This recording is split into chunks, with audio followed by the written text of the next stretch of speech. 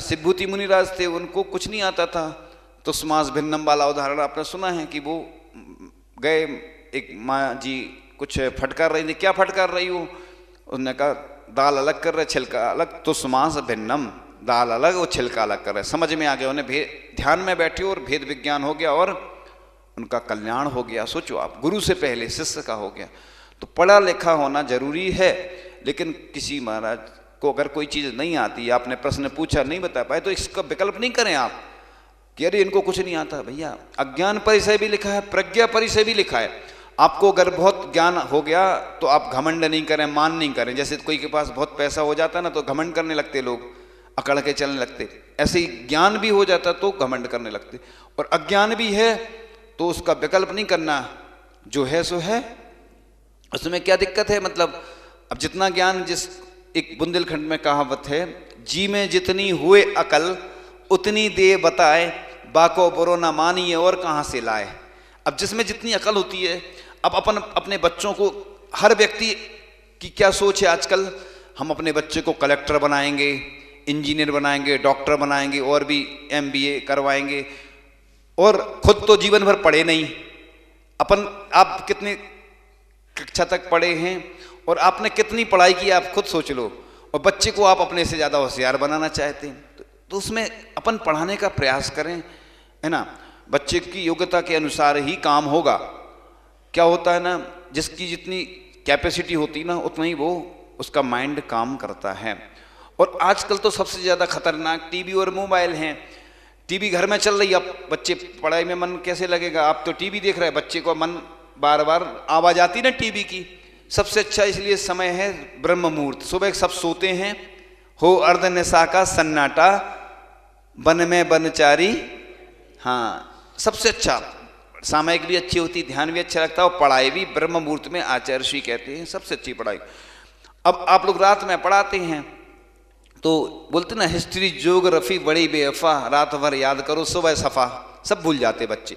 तो अपन बच्चों को प्रयास करें पढ़ाने का, और अपनी मदद भी करें, लेकिन बच्चे उतना नहीं पढ़ पाते उनकी जितनी मेमोरी होती है। तो आगे चल रहे थे अपन, तो कटिंग का है ना, सेविंग का भी 48 मिनट तक, और नाखून भी काटते तो 48 मिनट तक आहार दान पूजन आदि का निषेध है। ये शास्त्रों में नहीं लिखा, सिर्फ ये लोक प्रचलन में है। और अपना जा क्या रहा, अपन टाल दो ना। जैसे कटिंग कई लोग क्या करते, सुबह आहार कर देते थे, पूजन कर लेते, दोपहर में कटिंग करवा लेते, तो उसमें कोई सूतक नहीं। सूतक मतलब वैसा सूतक नहीं है। मुनि महाराज भी देखो उपवास करते ना, करते केस लुंच करते हैं, तो उपवास क्यों करते बताओ? कारण क्या है? जो ब्लड निकलता ना, ब्लड खून, और जो जड़ से बाल निकालते तो उसमें मांस जैसा रहता है। अब इतने सारे बाल निकालेंगे, अशुद्धि हो जाती, तो आहार उपवास लिखा है मुनिराज को, सूतक नहीं होता है। लेकिन जब मुनिराज को भी देखो, मतलब केसलुंच के बाद एक उपवास करना, इसी प्रकार से ग्रस्तों को भी जब बाल कटवाते हैं तो ऐसा लिखा है। नहीं तो लोग क्या है ना, कुछ का कुछ बोल देते, कुछ का कुछ कर देते, इसलिए स्पष्ट करना जरूरी है। तो बात चल रही थी कि लोग बोलते ना, न्यारा पूत पड़ोसी बरोबर, अलग हो जाते। महाराज जी हमारी उनसे बोलचाल ही नहीं है, शादी में तो बुलाते नहीं, और सूतक होता तो फोन कर देते, ऐसा लोग बोलते हैं। तो चाहे देखो, आपको क्या करना पड़ेगा, पीढ़ियों का बंटवारा करना पड़ेगा। पीढ़ियों का कैसे बंटवारा करें? तो अभी पीढ़ी के बारे में अगर अभी बताएंगे हमें, एक ना, पहले हमने सोचा कि चार्ट बता दें और पहले उसकी भूमिका बता दें कि क्या होता है सूतक। इधर देखें आप, तो आप क्या करें, अपना चार्ट बना लें। जो भी आपका परिवार में 7वीं पीढ़ी तक ही सूतक लगता है कुटुंब का, इससे ज़्यादा आपको चिंता की बात नहीं, टेंशन नहीं लेना। तो नीचे से जो अपना बच्चा है वर्तमान में, या जिसका जन्म हुआ, उसका नाम लिख के, नवजात शिशु लिख के, उधर से ऊपर तक पीढ़ियाँ, 7 पीढ़ी तक अपना चार्ट बना लें। जिसके जो दादाजी थे, पिताजी थे, उससे हम बता देंगे अलग से, हमारे पास है ना चार्ट रखा हुआ है, उसका बताएंगे अभी, ठीक है ना। तो आप लोग चार्ट बना लेंगे तो इससे क्या होगा, कई फायदे हैं। एक तो आप पूजन से वंचित नहीं रहेंगे, आहार दान से वंचित नहीं रहेंगे, और इतना सूतक नहीं लगेगा। लोगों को हमने देखा है, एक परिवार है, कहीं स्थान का नाम नहीं ले रहे हम किसी कारणों से, क्योंकि किसी का व्यक्तिगत नाम लेने में समस्या जाती है। तो एक परिवार है, बहुत बड़ा परिवार। अब वो क्या करते हैं, कहते अपनी अगर एकता खंडित हो जाएगी अपन पीढ़ियों का बंटवारा कर लेंगे, उस कारण से वो बराबर सूतक मानते हैं, चाहे एक पीढ़ी हो चाहे 10 पीढ़ी हो, जितनी हो सब पीढ़ी का एक साथ सूतक। तो हमने उनको समझाया तो नहीं माने वो। अब नहीं माने तो हमने कहा भैया आप जा रहे हो और आपका काम जाने, है ना। तो क्या होता कि लोग मानते नहीं हैं। सबसे पहले हमें अपने बुजुर्गों को सुधारना है। किसको सुधारना है?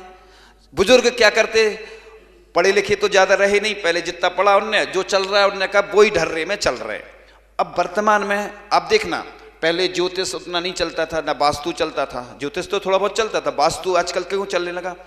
एक सिस्टम होता है मंदिर को कैसे बनाना, जैसे नाक आंख जैसी होती ना, वास्तु का सिस्टम होता है कि कहाँ क्या होना चाहिए।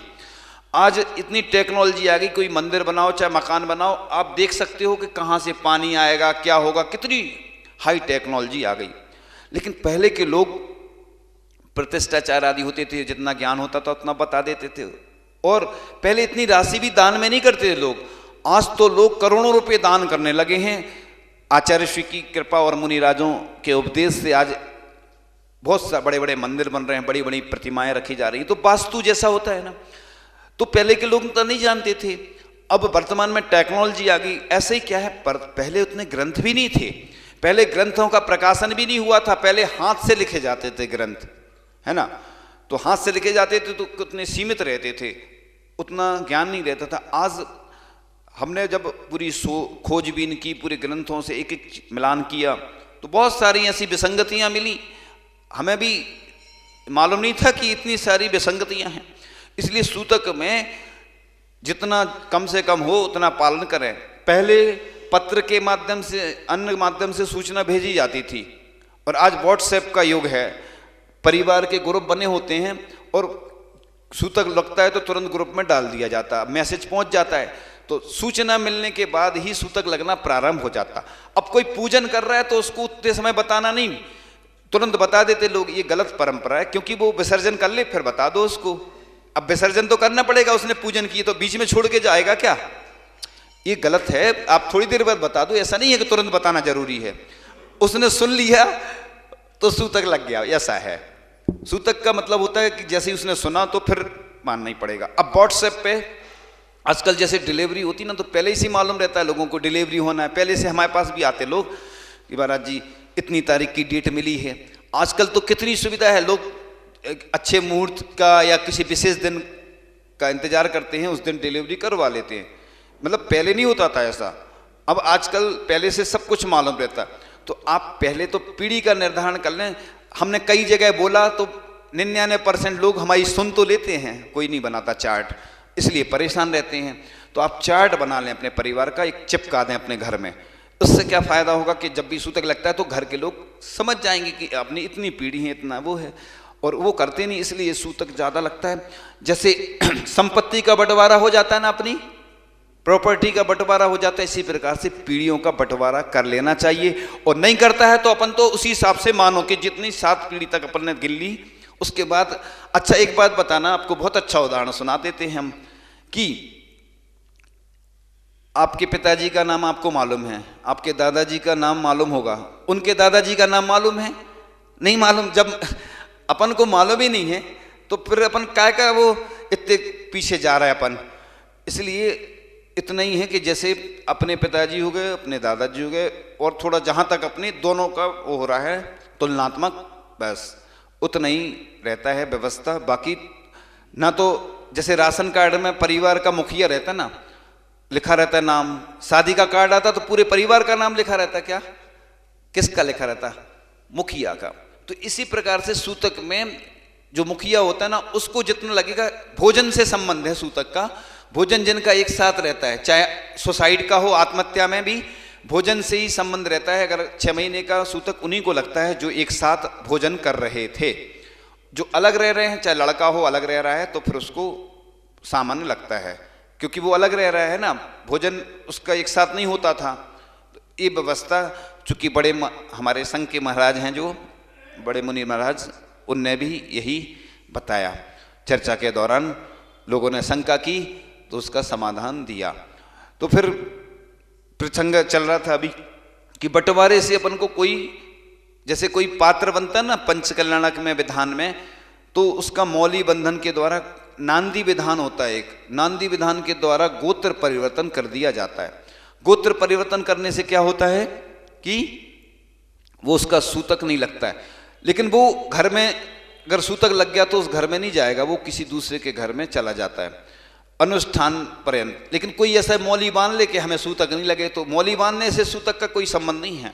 ये तो चूंकि बड़े पंचकरण विधान में होने वाले हैं और उसमें बैठना है तो मांगलिक कार्य है, पहले से उसने संकल्प ले लिया है। कोई आचार्य तो ऐसा भी बोलते तीर्थ यात्रा के लिए जा रहे हैं अपन, रिजर्वेशन हो गया ना अपना, पक्का हो गया, अब कोई सूचना मिल गई तो अपन भले ही द्रव्य वगैरह नहीं छुए लेकिन यात्रा तो कर सकते हैं। ऐसे ही आहार दान में किसी ने नियम ले लिया कि हम आचार्य ऋषि के पास जा रहे हैं, मान लो सिरपुर क्षेत्र पे, कोई भी तीर्थ क्षेत्र हो सकता, और अब वो उधर चौका लगा रहा है, और आचार्य ऋषि तो ये बोलते थे ब्रह्मचारी अवस्था में हम लोगों से कि आप त्याग कर दो तो सूतक नहीं लगेगा, तो हम त्याग कर देते थे। परिवार वालों को बोल देते थे कि आप हमें फोन नहीं करना, संपर्क नहीं करना, और हम भी नहीं करेंगे, तो बस ऐसा करना पड़ता है। जो ऐसे ब्रह्मचारी ब्रह्मचारिणी अगर क्षेत्र पर रह रहे हैं, किसी संघ में रहे तो उनको कोई सूतक नहीं लगता, घर में रहते हैं तो सूतक लगेगा, लेकिन त्याग कर दिया है तो उन्हें सूतक नहीं लगता है। त्याग करने से जैसे संकल्प हो जाता ना फिर नहीं लगता, लेकिन पहले से नहीं करें ऐसा कि अभी मालूम चल गया तो तुरंत करने लग जाओ। जैसे अभी सूतक लगा और तुमने तुरंत कर दिया सूतक से बचने, ये गलत है। सूतक लगने के बाद नहीं होता है। आप ऐसा रहता है FIR दर्ज होती ना तो पहले से होती है, जैसे कोई की शिकायत करना, आपको कुछ करना, कोई घटना घट गई, FIR होती है तो पहले आपको करना पड़ेगी, टाइम रहता ना उसका लिखित में, तो पहले आपने कर दी तो आपका केस पहले से दर्ज हो गया। कई बार ऐसा होता है चोर वगैरह रहता तो खुद चला जाता है अदालत में या जैसे पुलिस के पास, तो उसकी फिर थोड़ी सी प्लस में हो जाता केस कि ये तो चोर खुद आ गया। मतलब ऐसे ही सूतक लगने के बाद कुछ नहीं होता है। जैसे फोन का रहता ना, फोन रिसीव कर लिया आपने, कोई परेशान कर रहा है तो आप रिसीव नहीं करते ना, तो फिर वो कुछ नहीं करता, वो देख लेता जी उठा ही नहीं रहे फोन, उठा लिया तो उसका जो चार्ज लगने लगता है। ऐसी सूतक में व्यवस्था है कि पहले से आपने अगर त्याग कर दिया है, आपका उद्देश्य ये था कि हम संघ में आहार दान करेंगे, इतने दिन के लिए जा रहे, जो भी हमने राशन पानी ले गए अपना, अब कोई उसमें बीच में कुछ डिस्टर्ब नहीं होगा, भले ही सूतक खत्म होने के बाद आप वापस आ जाएं, लेकिन उतने दिन तक आप अगर क्षेत्र पर रह रहे हैं किसी तीर्थ क्षेत्र पर या कोई साधु संघ में, तो आप त्यागी व्रती हैं या सामान्य व्यक्ति भी हैं, जैसे विधान में बैठते हैं वैसे आहार दान में ऐसा चलता है। ये जो चीज़ें बताई जा रही हैं ये सब चर्चा के द्वारा ही, जो चर्चा हुई उसके बाद ही निर्णय लिया गया, उसके आधार पर बताई जा रही। विभिन्न लोगों की विभिन्न तरह की मान्यताएं हो सकती हैं, लेकिन आप लोग अपनी धारणा अच्छी एक बार बना लें तो जिससे कि आप लोगों को कोई समस्या नहीं हो।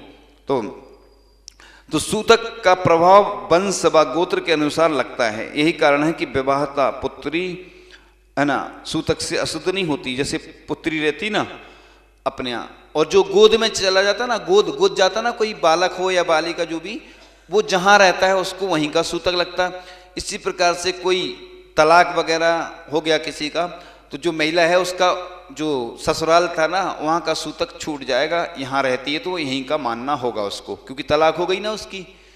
जैसे शादी होती ना तो जैसे ही विवाह होता है तो वो ससुराल पक्ष का उसको सूतक लगने लगता, और वो यहाँ रहती तो यहाँ का लगता है, नहीं तो जैसी शादी हुई तो वहाँ का लगता। कई लोग ऐसा बोलते हैं ना कन्या को कम लगता ज़्यादा, ऐसा कुछ नहीं है अपने यहाँ। जैन धर्म में तो ऐसा कुछ नहीं मिलता कि कन्या को अलग लगे, वो तो व्यवहारिकता में जैसा जो अन्य जगह मानते वो उनका विषय है। अपने यहाँ तो समान ही लिखा है। चूँकि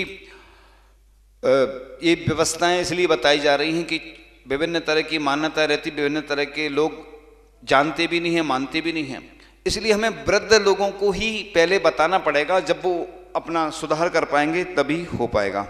तो जी हम बता रहे थे ना जो कि चाहे कोई विदेश में रहे चाहे कहीं रहे, सूतक तो लगता है, लेकिन पीढ़ी के अंदर लगेगा और पीढ़ी से बाहर है तो कोई सूतक नहीं, बस आराम से एक बार अपन ने अगर चार्ट बना लिया, बंटवारा हो गया पीढ़ी का, जैसे अपनी संपत्ति का बंटवारा करते हैं, तो आप भी फायदे में, वो भी फायदे में, चाहे वो सूचना दें चाहे नहीं दें। फिर हमने देखा है लोग क्या करते कि करते भी हैं जानबूझ के ऐसा कि जो सूतक की सूचना तुरंत देंगे और शादी विवाह में नहीं बुलाते हैं। तो वो आप लोगों का विषय है। इसलिए अब एक विषय और आ जाता है कि गर्भवती महिला कब तक आहार दान कर सकती हैं। तो मूलाचार जो हम लोगों का मूल ग्रंथ है साधुओं के लिए, चर्या के लिए, उसमें पिंड शुद्धि अधिकार में आता है कि 5 माह तक ही गर्भवती महिला आहार दे सकती हैं। पूजन तो प्रतिदिन 9 महीने तक, 9 महीने के पहले जब तक जन्म नहीं हुआ उसके पहले तक पूजन भी कर सकती हैं, स्वाध्याय भी कर सकती हैं। बड़े विधानों में मना है बैठने को, और दूर से अनुमोदना कर सकती, आहार दान देख सकती, आहार दे सकती, मतलब देख सकती हैं, दे नहीं सकती हैं। काम भी नहीं करना चाहिए। कई बार चौके में ऐसा हो जाता है, महिलाएं 5 महीने के बाद और काम करती रहती है, हम लोगों से पूछते हैं बाद में तो हम लोग मना कर देते हैं। काम भी नहीं करना चाहिए आप लोग को, जब इतने सारे लोग तो रहते काम करने को। और जब मना है, एक बार किसी व्यक्ति को सफ़ेद दाग हो गए, आचार्य जी के पास आया, आचार्य जी मेरी बहुत भावना है आहार देने की। आचार्य जी बोले जब व्यक्ति स्वस्थ होता है तो आहार नहीं देता, और जब कोई रोग हो जाए या मना हो जाए ना तो जरूर वो देगा। इसलिए तो हम बोलते हैं कि भैया बच्चों में देखो कितना उत्साह रहता है अभिषेक करने के लिए, आहार देने के लिए। बच्चों से बस बोल भर दो तुम कि आहार देना है तो धोती तुरंत पहन लेते। मतलब बहुत कम बच्चे होंगे जो मना करते होंगे हमें आहार नहीं देना। बच्चों में बहुत उत्साह रहता है, और जो वृद्ध लोग रहते हैं ना उनके अंदर उतना उत्साह नहीं रहता है। तो चर्चा चल रही थी, सीता अंजना का भी उदाहरण आता है ना कि उन्होंने गर्भवती अवस्था में पूजन की। अब अपन चार्ट की ओर देखते हैं कि 3 पीढ़ी तक जन्म या मरण का जो होता है ना 10 दिन और 12 दिन, वो तो सब जानते हैं ना स्टैंडर्ड के हिसाब से। और सामान्य से अपन पहली पीढ़ी दादाजी की, दूसरी पिताजी की, तीसरी अपनी एक कॉमन समझने के लिए बता रहे हैं, अभी फिर चार्ट के हिसाब से बताएंगे। चौथी पीढ़ी में 10 दिन और 6 दिन भी मिलता है एक, और जन्म का 5 दिन और मरण का 6 दिन, यानी इसमें ज़्यादा डिफरेंस है। 3 पीढ़ी में कोई डिफरेंस नहीं है, 3 पीढ़ी में सबको एक समान है ना। और चौथी पीढ़ी में डिफरेंस है, 10 दिन, 6 दिन, 5 दिन है ना, और 6 दिन भी, मतलब 6 दिन पहले ही बता दिया ना। और 5वीं पीढ़ी में 6 दिन भी है और 5 दिन। इसमें क्या है, अलग अलग ग्रंथों में अलग अलग दिया है। तो जन्म का 4 दिन और मरण का 5 दिन। अब 6वीं पीढ़ी में 4 दिन और जन्म का 3 दिन और मरण का 4 दिन, यानी इसमें कॉमन है। ज़्यादा अंतर आता है चौथी और 5वीं पीढ़ी में, और 7वीं पीढ़ी में 3 दिन और 1 दिन भी मिलता है, और 7वीं पीढ़ी से आगे 2 दिन 3 दिन ऐसा भी मिलता है 7वीं पीढ़ी में। फिर 8वीं पीढ़ी में 1 दिन रात, बस। इसमें फिर जो डिफरेंस आ रहा है वो चौथी, 5वीं, 6वीं, 7वीं में ज़्यादा है। फिर 8वीं पीढ़ी में के बाद कोई समस्या ही नहीं है, मतलब खत्म समस्या है। जो कुछ समस्या है 7वीं पीढ़ी तक है बस। 7वीं पीढ़ी के बाद 8वीं पीढ़ी में 1 दिन रात, 9वीं पीढ़ी में 6 घंटा स्नान तक भी लिखा है, और 6 घंटा, 6 घंटा तो कोई सामान्य हो गया, मतलब वो। फिर 10वीं पीढ़ी में स्नान, बस।